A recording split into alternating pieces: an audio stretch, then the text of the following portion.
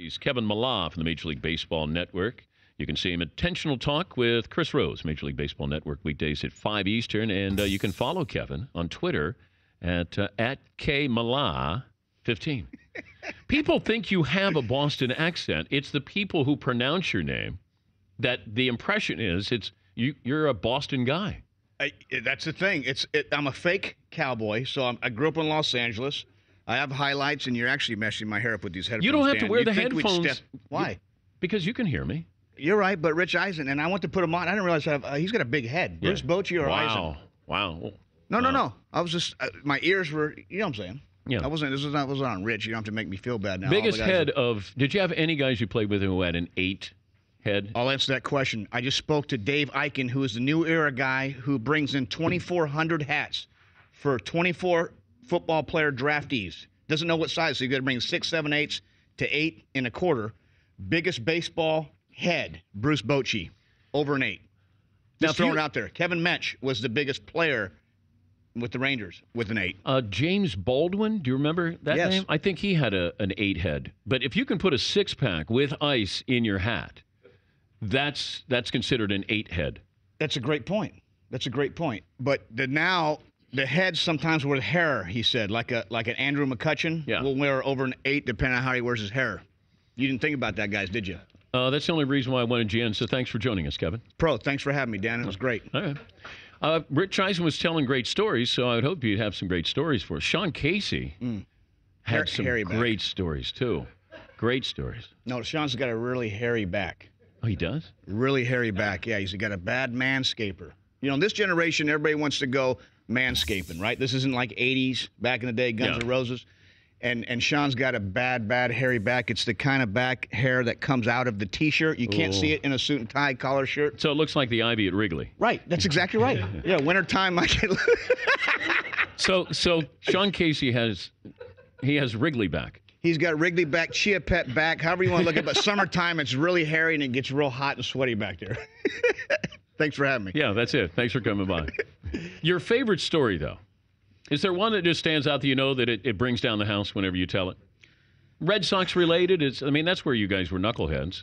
Yeah, that's where you go. You always end up in that Red Sox scene. It doesn't get any better back in the day when you're thinking about you get crushed in that Game 3. Yeah. And the best story that I have, it was on tape, was a Dan Shaughnessy and me. When Dan Shaughnessy called us frauds, we got beat 17-5, Game 3. We're coming in the next day to play, and I'm going potty, as a man does with a newspaper, and I see frauds. Now, they're better than us, I get it, but why are we frauds? Yeah, you're right. Jambi's way better than me, and A-Rod's way better than Billy Millar, but I didn't think we were frauds. So that day he comes in the clubhouse, and giving him credit for coming in the clubhouse, not hiding behind the pen, there he was with that beautiful red perm that Dan Shaughnessy has. He's a gorgeous man. And I said, there he is, Dan Shaughnessy. And all I said was, your hair sucks. That was it. I just started, your hair sucks, Dan. And he's over there going, with the fisheye on me going, what in the hell is Millar doing now? And then he came up and said, why are you so hard on me? I said, listen, Dan, the fraud line got me. Frauds. You fisheye my watch or hands? What are you looking at? I take in everything. Okay. I see you keep looking down. I don't know if you want, I'll give it to you. No, I got my own bling. Yeah. So anyways, that was the thing. Look, you got a nice Timex there, so I'm happy for you. Yeah, you're right. I'm the fake rich guy, too, right? Did you get that on the street? You're rich. I'm fake rich. Yeah. Did you get that on the street here in New York? Yeah, actually, I did, right before. So I was a little late. You spell Rolex differently than the way they spelled it on there, by the way. It's like a Folkley. There's no I in there. Yeah. It's not Rolex. Is it April 14th? Yeah. So anyways, that was it. Dan comes up to me, why you hard? The fraud situation is why, Dan. And, your hair still sucks at the time, I thought. And he said, hey, that wasn't the way I was thinking. Well, I said, just don't let us win today, and the rest was history. But that's probably my best story. Ever want to fight a writer? You know what? No. Wanted to fight John Kruk once when I was a player. He said my defense was terrible, and David Ortiz's defense was terrible. And I was thinking, John Kruk's telling us our defense is terrible. That's tough. But now I get it because I'm the guy that says your defense is terrible as the guy behind the microphone, and I sucked defensively. But baseball players get criticized more because there are more games. You're right. When you think about 162 games, right. There's ample time. And it's a sport where if you go 3 for 10, you're great. Yeah. So, the other 7 at-bats are if you're a pitcher and you have reporters who are going to interview before the game and after the game. Right. You guys get interviewed more than anybody. The problem, Dan, and listen, you have jealousy on this side. You have some athletes that are arrogant, and you get it. I get it from their side. They just come in and they treat you bad. But you also have bad writers. You have bad reporters that are out to get you. I think the common ground is everybody's got a job to do, and there's going to be days you're terrible on that field. But when you attack the integrity, and that was my question, telling the story, joking around, but fraud, that seemed like it was attacking our integrity. They can be better, but the word fraud got me. And Dan Chauncey and I had a great relationship. I mean, he used to bury Schilling and we'd laugh at the articles, So, and Schilling's brought up. It only took 4.5 minutes to have Schilling brought up here. So, listen, no, I never want to fight. Worst body in baseball history? Worst calves in baseball history, no doubt. But who looks at another man's calves? I do. Wait, you're telling me I'm creepy because I'm looking at your watch? No, I didn't say you're creepy, Dan. You can't. I'm not falling for that. Yeah, you were fisheying my watch. You're a fraud. And and Rich Eisen, I was trying to balance my phone here because he did with his kids. That looked pretty cool. Anyways, back to the. Yeah, that's nice. I didn't say you're creepy. Here's another thing. Prior to Game 4, ALCS, yes, Yankees, Red Sox, 2004. You're down 3-0. Right. How many of you guys congratulated the Yankees before the game? 0. I beg to differ. Who congratulates the Yankees before the game? I beg to differ. And did you see the scoreboard where they said, they put it up there briefly, congratulations, Yankees going to the World Series? I was there, and I was told some of the Red Sox, for the game, said, Really? Hey, good luck. Good luck in the World Series. See, that didn't get to me. I mean, it had to be a bullpen pitcher by accident be underneath the ground, right? I don't know who would congratulate the Yankees. Well, with your group, I don't know who would have, because I can't imagine. We were opposite. We were just opposite. They were the good, tall, rich guys. Manny did it and didn't realize he did it. Maybe Manny thought he was over. in Cleveland. No, he thought he was in Cleveland in '97 in the snow game. Now, I know you guys protect one another, but you have to look at this with what Manny did. He cheated. You're playing against A-Rod. He cheated. You facing Clemens. He cheated.